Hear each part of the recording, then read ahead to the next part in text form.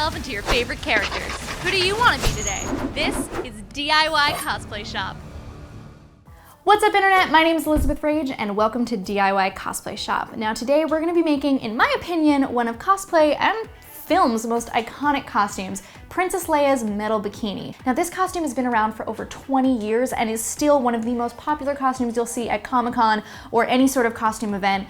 And I've actually done this costume before. You see a little bit of it in the intro of this video. But now after a bunch of requests, I'm gonna teach you how to make it.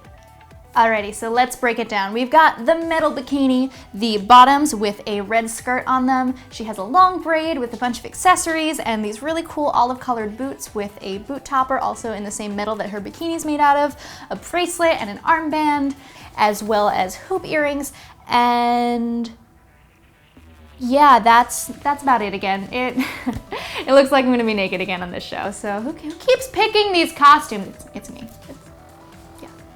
Anyway, this is actually my 4th or 5th time doing a Slave Leia cosplay. I started out doing Disney Princess Slave Leia crossovers. I did Belle, I did Jasmine, I did Slave Jasmine, and I've actually also done regular Slave Leia as well. So this build would be pretty straightforward. There's very little sewing on this one, just lots of Warbler and foam and all that fun stuff. So let's get to it.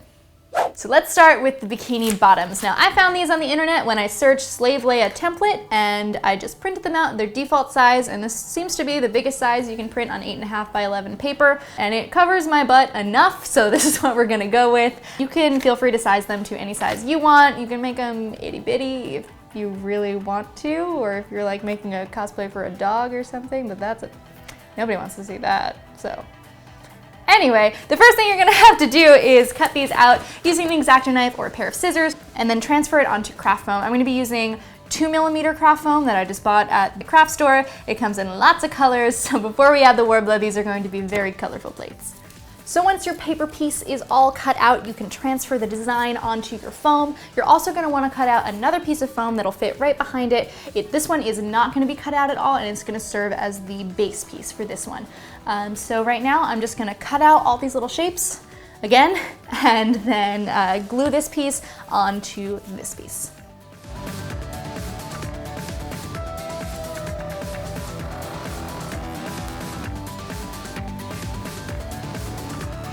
Now that this is all cut out, we can glue it onto the base plate, but before we do that, you'll also notice that Leia's plates have a raised dome that goes in between the circles. So I just got this styrofoam ball, came in a whole pack of them, and I'm just gonna cut them in half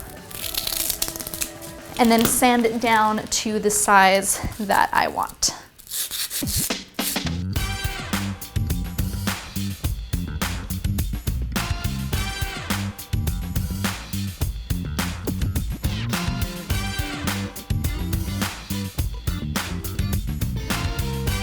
So now that I've applied the domes, it's time to sandwich this piece between 2 pieces of Warbler. Yeah. So for this, I am just taking 2 pieces that are slightly bigger than the plate size and making a nice Warbler sandwich with my plate. But before I do this, I'm going to heat up both pieces separately so that they become a little bit sticky. I'm using the shiny side of the Warbler because that one is a little more sticky than the rough side. So I'll heat up this piece first and then this piece, sandwich it together, and then carefully press it down. And then I'll go ahead and use my hot knife to make sure all of the grooves are nice and set in place.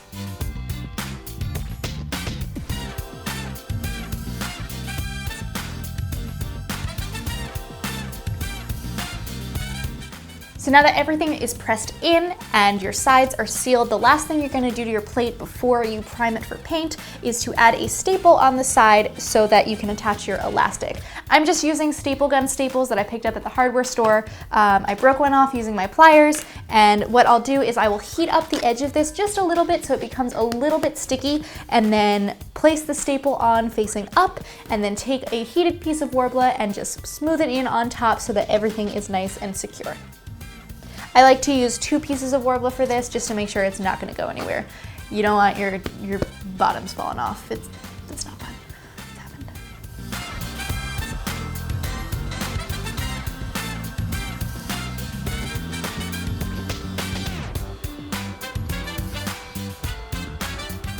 So for your side pieces, all you're gonna wanna do is cut out a couple shapes that look like this. I used 2 for each one, so a total of 4, just to give it the thickness it needed.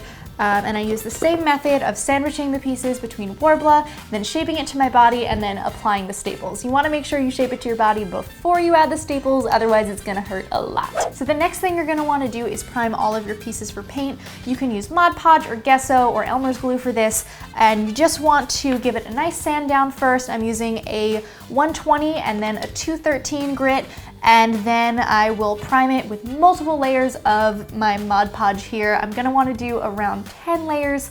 It's gonna be a lot, but it's gonna give it a nice smooth look at the end.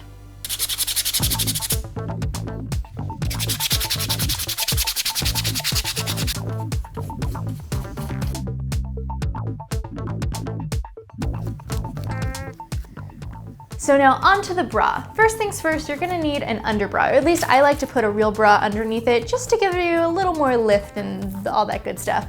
I'm also using a push-up bra because science. All I did next was wrap myself in some tissue paper and drew out generally the shape that I wanted for the bra and then mirrored it over until I got a shape I liked.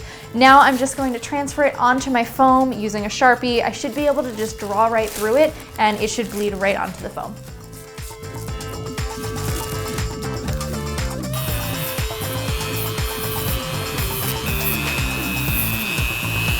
So after everything is Dremeled out, you can just cover it in Worbla.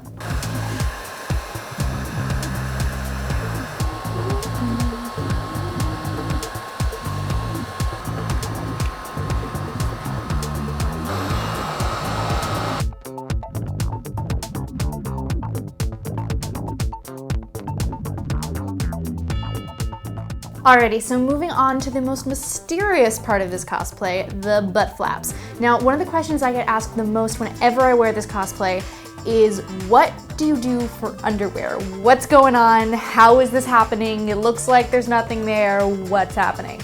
And the answer to that is actually very simple. It is this magical little piece of fabric that looks like this, which is Velcroed to the front and back of the plates and serves as the underwear for this costume.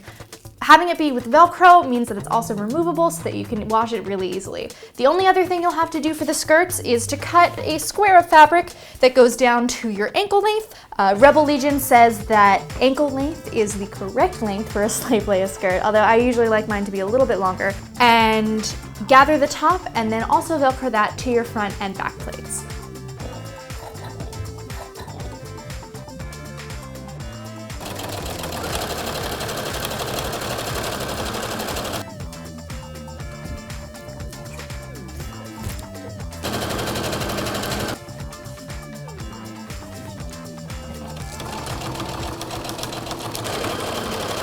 So on to the accessories. We've got our hair clips, our bracelet, we'll be making the arm cuff out of scrap pieces of Worbla, and we have the boot covers as well. The only other thing we're gonna have to do is the collar and the chains. All of these foam pieces will be made very similarly to how we just made the plates and the bra. We'll sandwich it in Worbla and then press down all the edges with our hot knife.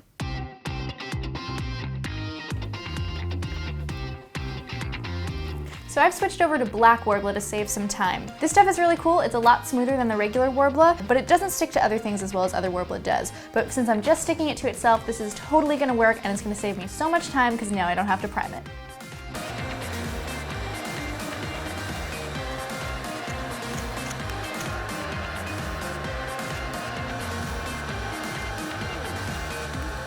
After you've made yet another Worbla sandwich, you're going to want to take your boot topper and connect it in the back and then apply it to your boot. I cut my boot down so that it just went to the edges of my boot topper and that everything fit on really nicely once it was on my foot. You're going to want to do this while it's on you just to make sure you're getting the right shape and you cut it down to the right place.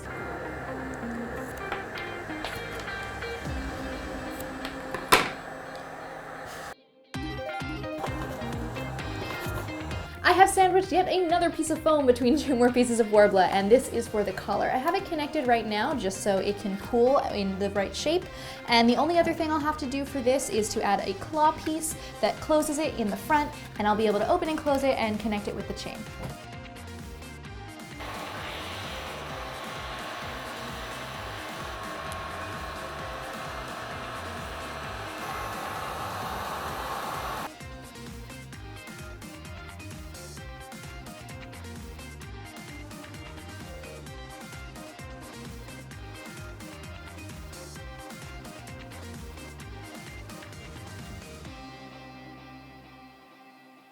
So now that we've spray painted everything, the last thing we have to do is put it all together. This is the home stretch. So for the top of the bra, I actually found that the inside of the boots was the perfect color for the top of the bra, which is to be a taupey brown.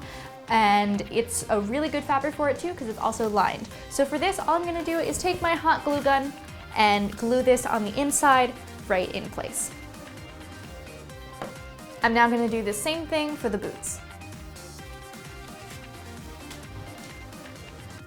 Finally, it's on to the plates. Now, to connect them, I like to use a headband, and you can find it in the hairstyling aisle of most stores. And what you're gonna wanna do is just sew a small loop right at the end, and then connect it to the staples that we put in all of our pieces before. After that, we're gonna put some sticky back Velcro right on the inside right here. It should stick pretty well to the raw Warbler, but we also have some hot glue just in case, just to give it a helping hand. And then we'll connect our skirts and our underwear, and it's done.